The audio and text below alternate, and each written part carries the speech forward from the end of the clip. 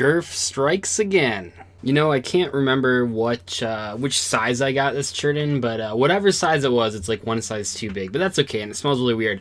If you remember this shirt, let me know in the comment section below. I don't think anyone will, but if you're out there, I want to know that you have made an impact on my life. Anyway, in today's video, we're going to be reading some great comments from former Yu-Gi-Oh players, because if there's one thing that I found that former Yu-Gi-Oh players love to do, it's watch Yu-Gi-Oh videos they don't agree with 10 years after they quit the game. And I don't know why, and it's not that I am kept up at night by these comments. I get questions from people in the comment section below all the time, from people saying like, man, you gotta stop worrying about these negative comments. They don't really bother me, they're just hilarious, and I love sharing them with you guys. So a couple of these have already been shared on Twitter, and some of the replies to those I got were hilarious. I think my favorite one was commenters don't understand cards made after 2008. That one was really funny. Other ones that I've found, though, I did not post on Twitter, so they're kind of unique to this video. Anyway, though, in today's video, we're going to be focusing on reading some great comments from ex-Yu-Gi-Oh players that for some reason want to watch Yu-Gi-Oh videos in 2018 and complain about them. If you are one of those ex-Yu-Gi-Oh players that hates Yu-Gi-Oh and wants nothing to do with it, I have one quick suggestion before we go any further. Just don't watch Yu-Gi-Oh videos. If you don't like modern Yu-Gi-Oh, you don't have to watch videos about it. I get that hate watching is a thing, and I perfectly understand that, but in general, if you're getting worked up about Yu-Gi-Oh in the modern era, just don't watch videos about it. Just watch old school Yu-Gi-Oh videos, or maybe watch something that you actually enjoy. No one's forcing you to watch videos about a game that you no longer like. Things you can't do on tournaments. Play with any creative deck, play with any meta that costs more than your internal organs, be a meta slave, have no fun. At the very beginning, he's saying things you can't do at a tournament. Play with a creative deck, and that totally makes sense. But then just a couple comments later, or a couple things later, he's saying you can't be a meta slave. I don't think, do you not understand what it's things that you can't be. So if he was actually being serious, he should be saying that you can't not be a meta slave. Seems like people that are dissing me in my comment section don't even know how to properly write an insult. Yeah, well, one main thing we all seem to be forgetting is that it's just an effing card game. Whatever happened to people just playing for fun of the game? Question mark, question mark, question mark, and then a million periods. I get this comment a lot, and probably because my channel, more than some other channels that they might come across, are very real. I don't really sugarcoat things in terms of Yu-Gi-Oh's history. I look at cards and how they performed in the game and at tournaments, and I just kind of tell it how the history has sort of showed us that these cards are good or bad.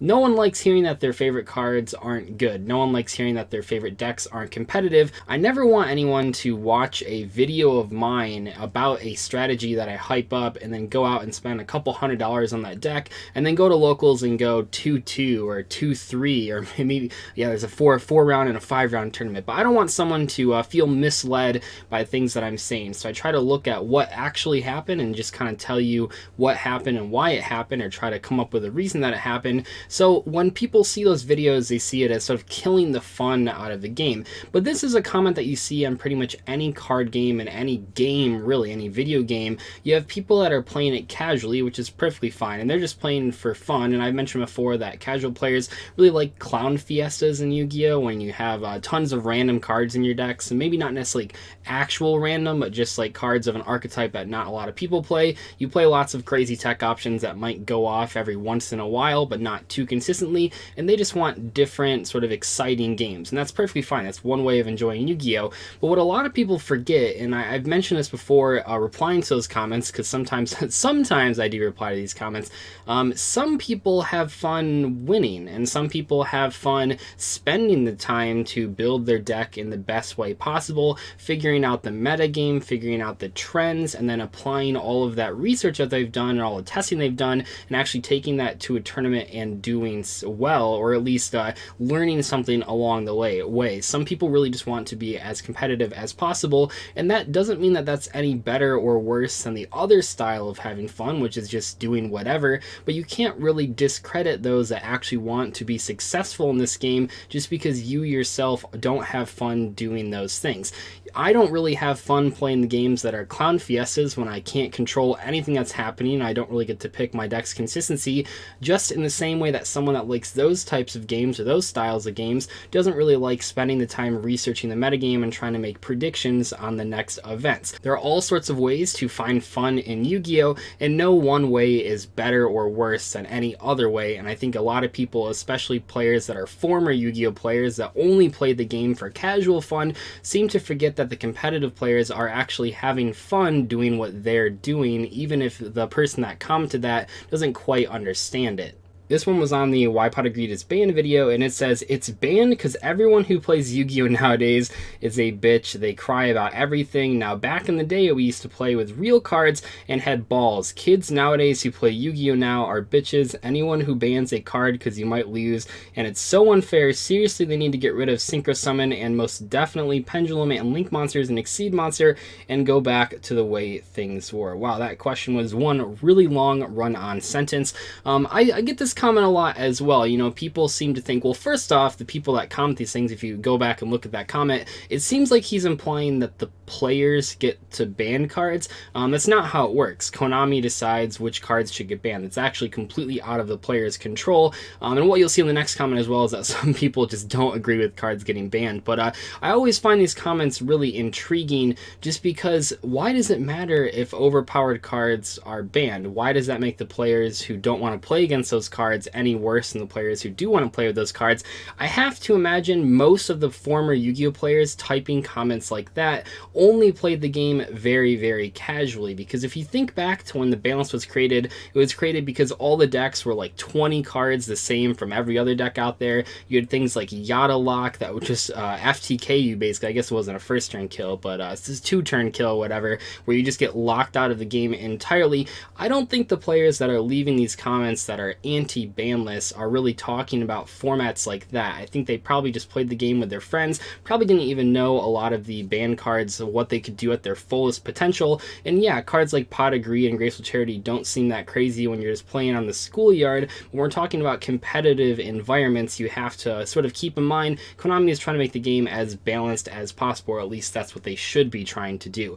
Keep in mind also, if you are a casual player or an ex-Yu-Gi-Oh! Player, you don't have to adhere to the ban list, right? Like, it's not the law. You can play with your friends, you can play with every card unbanned, and if you want to do that, that's perfectly fine, but then don't yell at the people that want to play in the most balanced format ever. I don't want to play in a format where people have Pot of Greed, Graceful Charity, Yatagaratsu, and all these other crazy cards. You might want to, but I certainly don't, so I'm just going to go to tournaments, adhere to the ban list, and you can do whatever you want. But if you go to a tournament, you have to play by Konami's rules. That's just how any game, not just card games, any sport works, any video game works. When you go to the tournaments, you have to adhere to the rules that the tournament organizer is putting on. In this case, you're adhering to the ban list that Konami has made over the last 20 years.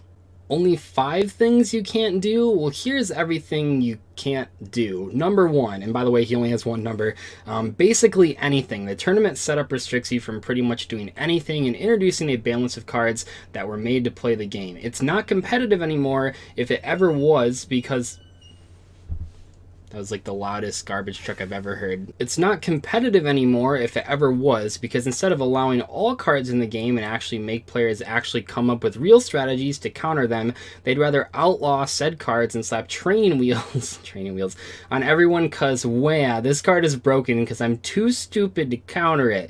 Make it illegal or I'll complain about it on my social media. What is this comment? It's why I retired from tournaments. I went there to face players of the same skill level, not kindergartners. I have to imagine that the person that angrily wrote this comment, which by the way, it only had 1 point, not 5. I really wish that guy wrote 5 points. It would have made this video so much funnier. I have to imagine, just like the last commenter, that he hasn't actually played at a competitive tournament.